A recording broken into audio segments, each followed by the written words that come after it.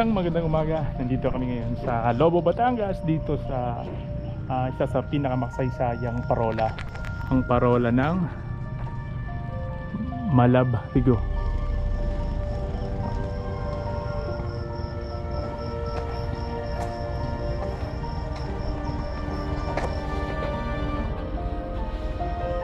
Parola ng Malabrigo, kilala bilang Faro de Ponta de Malabrigo.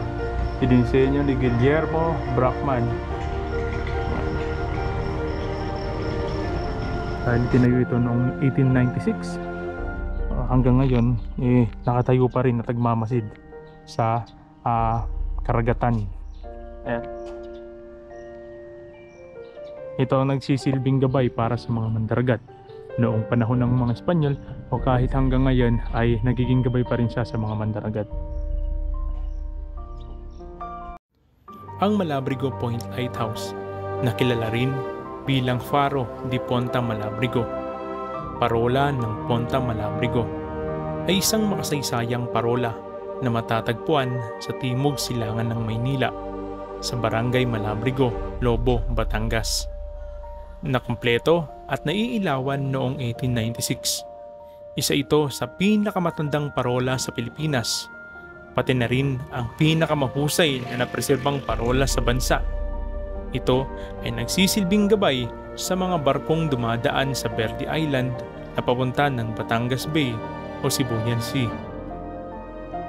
Ang parola na ito ay kabilang sa mga itinayo ng mga kolonyal na awtoridad ng Espanya sa Pilipinas mula 1846 hanggang 1896 bilang bahagi ng Plan General de Alumbrado de Maritime de las Costas del Archipelago de Filipino, o Master Plan for the Lightening of the Maritime Coast of the Philippine Archipelago.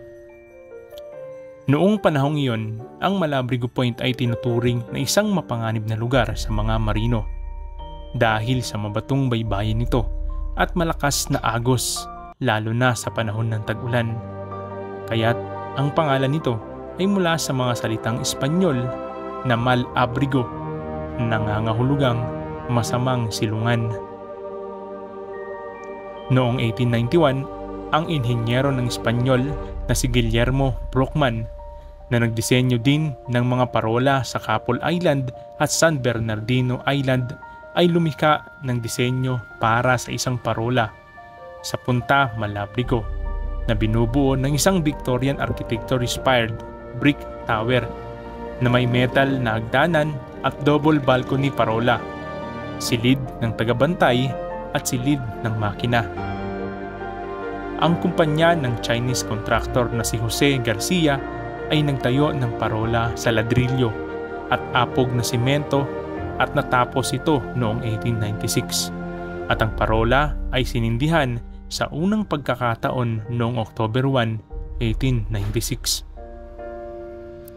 Matapos ang pagsasanib ng mga Amerikano sa Pilipinas noong 1898, nahulog sa kamay ng mga Amerikano ang pamamahala sa mga parola na gawa ng mga Espanyol sa bansa mula 1900 hanggang 1902.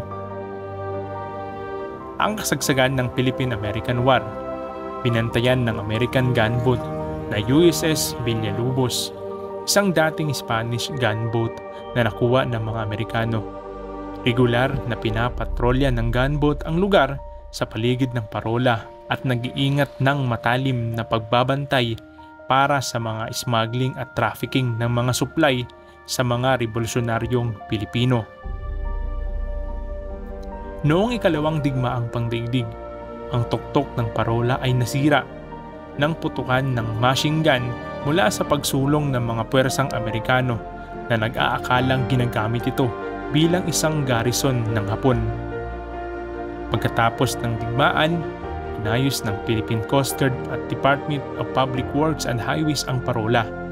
Noong 1980, napalitan ang nasirang lens ng moderno, solar-powered halogen na donasyon ng Japan International Cooperation Agency o JICA. Noong November 27, 2006, ang Pambansang Komisyong Pangkasaysayan ng Pilipinas ay naglagay ng pananda sa Filipino at Ingles na nagtatalaga dito bilang isang pambansang palatandaang pangkasaysayan. Ang munisipalidad ng Lobo, kung saan matatagpuan ang parola, ay pumirma ng isang kasunduan sa Philippine Coast Guard na gamitin ang parola noong 2014 at sinimulan ang pagsasaayos at muling pagpipinta ng istruktura, at mula noon ay naging pinakamahusay na napanatiling na parola sa bansa. At noong 2016, pinangalanan ng Philippine Coast Guard ang pangalawang parola class patrol vessel nito na PRP Malabrigo. Mapa hanggang ngayon, ang parolang ito ay makisig pa ring gumagabay sa mga mandaragat. Pinangalanan man itong masamang silungan noong panahon ng mga Espanyol, ay kabaliktaran naman ang naibibigay na dulot nito sa mga mandaragat. Makisig pa ring nakatayo at napapanitili ang pagiging matibay kahit ilang bagyo na ang dumaan. Saludo sa pamahalaan ng Lobo, Batangas sa pagpreserba ng ganitong infrastruktura na may malaking ambag sa kasaysayan ng Pilipinas. Ako si Ata at ito ang Kalakaw TV. Maraming salamat at mag-ingat tayong lahat.